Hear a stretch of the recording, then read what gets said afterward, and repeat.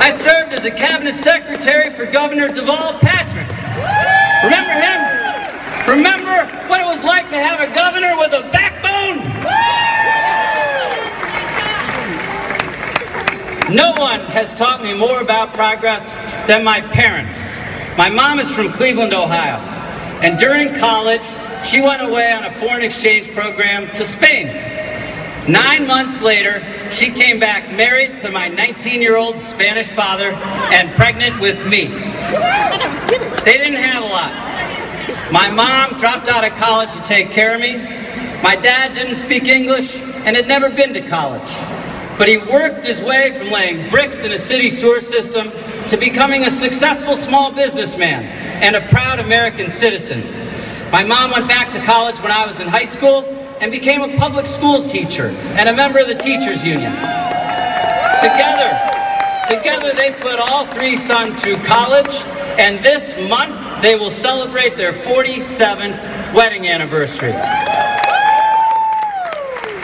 Through that example, they encouraged us to set high expectations for ourselves, and they instilled in us a belief that with hard work and a little help, reaching those expectations was possible.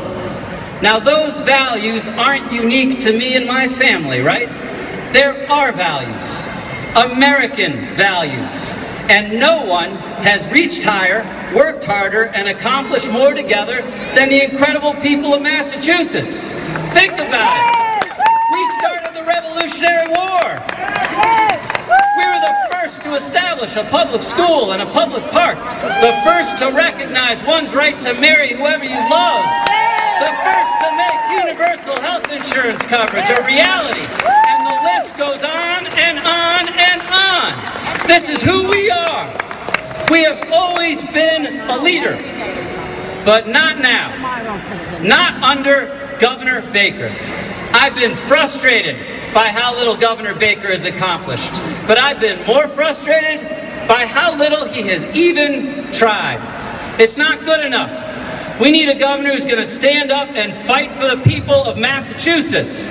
We need leadership. It is easy to be popular when you don't do anything, when you never take a stand. Well, I have some good news, my fellow Democrats. Polls don't decide elections. Dark money doesn't decide elections. We do. We decide. We will remind voters that as Donald Trump attacks immigrants and our health care and our environment and our democracy, Charlie Baker's been sitting on the sidelines. And if he actually thinks what he's been doing is standing up to Charlie Baker, then we need to introduce him to Maura Healey and Elizabeth Warren. We will remind voters that Charlie Baker has mismanaged our budget, that under Charlie Baker, our transportation system is worse. The opioid epidemic is claiming more lives, and the Department of Conservation and Recreation is more interested in parties and politics and patronage than in parks and playgrounds.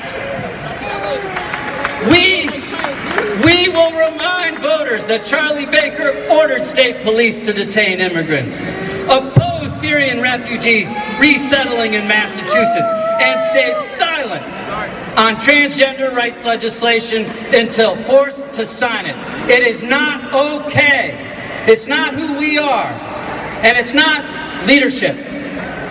Now, Governor Baker's case for being governor wasn't about leadership, remember? It was that he's going to be a good manager. Well, he has failed at that as well. We can do a better job managing state government. I've actually done it. But managing government well alone is not enough. It is not good enough to simply accept the world the way it exists and try to manage it better. We need a governor who's going to see the way the world should be and take us to that place. Let's aim high. Let's aim high. Let's be us. Let's give working families across this state a better deal, an economy that works for everybody, not just those at the top. How about a living wage? paid family leave, equal pay for equal work, affordable housing and higher education, and health care and child care. How about a transportation system people can actually depend on to get to work on time? And let's aim high when it comes to other big challenges we face, like climate change and our broken criminal justice system. Most important, let's aim high when it comes to how we treat people.